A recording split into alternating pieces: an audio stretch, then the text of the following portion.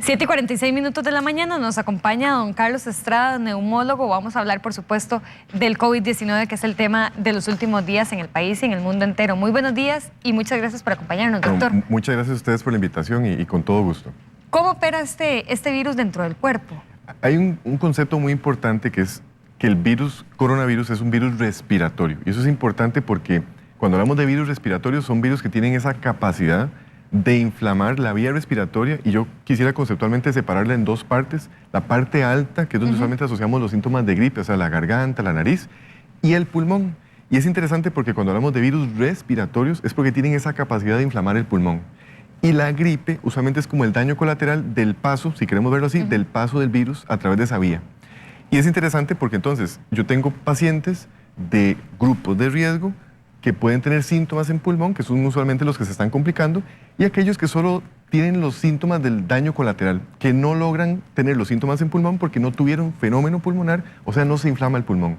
Y esto es importante porque cuando hablamos de estos virus, se genera una idea como de que va a haber un daño fatal o que puede ser un fenómeno mortal, y puede ser realmente asociado solo al daño colateral del paso del virus, que si preguntamos acá o te vas al Parque Central, ¿cuántas personas no han tenido una gripe o dos gripes a lo largo de un año? O sea, probablemente sean esos mismos síntomas, y lo importante es saber que ese mecanismo de inflamación depende mucho de cada paciente y de qué tanto logre defenderse de esas partículas que están ingresando. ¿Qué es la diferencia entre el COVID-19, el coronavirus, y una influenza o la estacional, por ejemplo? Esa pregunta es fundamental en el sentido de que cuando hablamos de virus respiratorios, entonces a la mente, a todos se nos va a venir primero, espero, influenza, que es el que conocimos desde hace más tiempo, y ahora está un poco más en el tema, en la mesa, el coronavirus. ¿Qué los diferencia?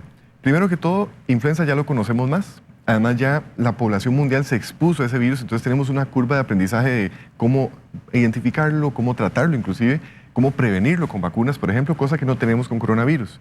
Si uno los compara uno contra uno, quisiera hacer un comercial interesante, que es que el coronavirus es uno de tantos, y este coronavirus en específico es el menos letal. Y esto es importante que todos en sus casas lo tengan clarísimo.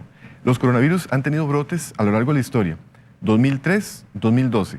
Para que te hagas una idea, en el 2012 la mortalidad por coronavirus de esa cepa era del 36%. O sea, 1 de cada 3 pacientes moría. Este coronavirus tiene una mortalidad mucho menor, vean qué curioso, mucho menor.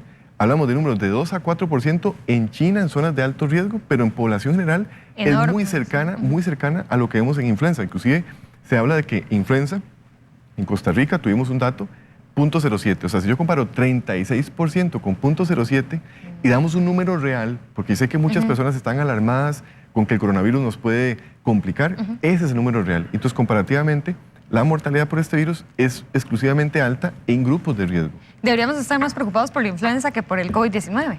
Ese es uno de los mensajes. Tuvimos a final del año pasado, o sea, en diciembre, curiosamente coincide temporalmente con este pico de coronavirus, virus influenza de H1N1, o sea, el mismo que tuvimos en el 2009, que generó una pandemia, lo tenemos circulando en la población. Entonces, qué interesante, porque yo lanzo la pregunta a todos los que nos acompañan ahorita. Si usted tiene síntomas de gripe, ¿será coronavirus o será influenza? Y eso es una pregunta interesante, porque si yo pienso en influenza, nos calmamos, no salimos corriendo, no nos vamos a preocupar tanto. Si pensamos en coronavirus, obviamente ya está clarísimo, pero autoridades sanitarias tenemos que tomar ese criterio de riesgo y asociarlo también a exposición de riesgo. Esa es la diferencia. Si usted tuvo un viaje reciente, estuvo en contacto con una persona, como está sucediendo ahorita en algunos casos confirmados, entonces sí tomamos esas medidas adicionales, y en cualquiera de los dos, sea influenza o coronavirus, las medidas de prevención aplican.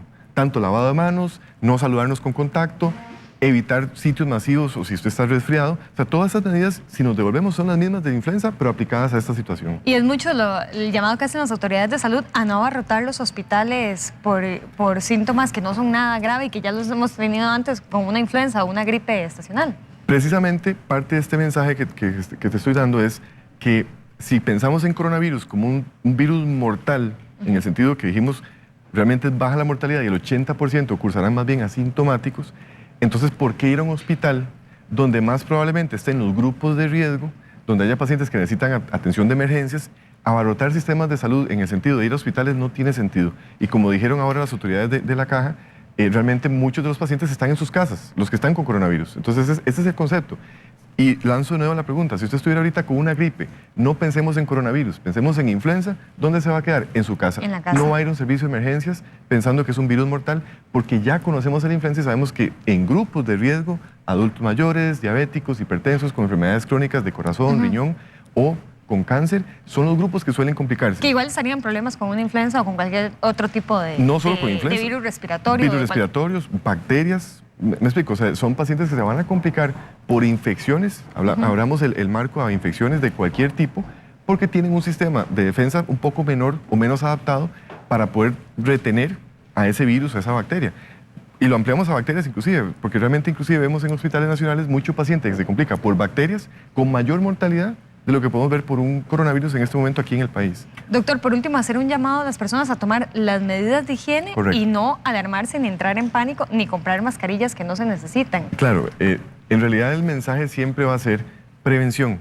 Y como se ha explicado en varias de las intervenciones, la prevención es la estrategia con la que podemos evitar las complicaciones. Y prevención significa limitar contacto, lavarnos las manos, no estornudar digamos, al abierto, usar la técnica de estornudo, seguir los lineamientos del Ministerio de Salud, porque recordemos que este país tiene la capacidad de responder ante una situación como esta y se nota y podemos ver todas las actividades y situaciones que se están tomando en cuenta para evitar que se transmita. Entonces, tomar esas medidas también es importante. Doctor, me hacía la consulta del realizador de nosotros que están llamando a alguien a consultar si alguien le puede dar coronavirus una vez y volverle a dar el mismo coronavirus. Eso es interesante. Yo podría tener, en un periodo con muy mala suerte, podría tener 2 infecciones. Probablemente la temporalidad es difícil en el sentido de que tendría que exponerse de nuevo, ¿verdad? Entonces, es difícil, pero no es imposible. Lo que sí quiero que quede claro, porque me lo han preguntado también, es que si el coronavirus desaparece o no del cuerpo, porque hay una idea como de que el virus como que se vuelve parte de mi sistema, ¿verdad? Entonces, si yo tengo una infección por virus, ese virus utiliza mi cuerpo como un medio para reproducirse y luego de esos 14 días ya no está en mi cuerpo. ¿Me explico? Es un virus que ya se transmitió. Entonces, si una persona tuviera una nueva infección, es un virus diferente que, digamos, se contagió en otro momento. No es imposible, pero sería una cuestión muy hipotética y un poco conceptualmente difícil hacerlo en este momento solo con coronavirus. Pero podría pasar que un paciente tenga coronavirus y luego tenga influenza o tenga otro virus respiratorio, porque repito, virus respiratorios en este país es mucho más frecuente influenza. Y ahora entre junio y julio vamos a tener un nuevo pico.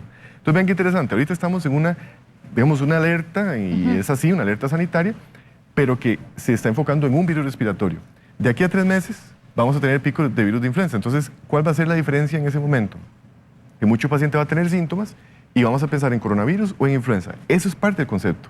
Y de ahí que las autoridades a nivel de la caja están tomando una actitud muy preventiva, que es inclusive reforzar la campaña de vacunación, que eso lo dejó claro don Román Macaya, como una de las políticas para buscar prevención en virus que ya conocemos. Entonces, muy importante diferenciar que tenemos virus respiratorios de muchos tipos y todos circulan en este momento. Entonces, no es llevar a la alarma, sino más bien a la prevención y a la calma, porque desabastecer mascarillas, alcohol, ya está claro que eso no es una medida. No es una medida. Y no es una medida preventiva. Las medidas preventivas son sencillas y es más que todo el contacto y lo que hablamos de lavarse las manos constantemente. Exactamente. Y que la gente se informe consultando a un especialista, consultando la página del Ministerio de Salud y no en cadenas de WhatsApp, ni en Facebook, ni en mensajes entre las familias. Ese es un mensaje también muy importante.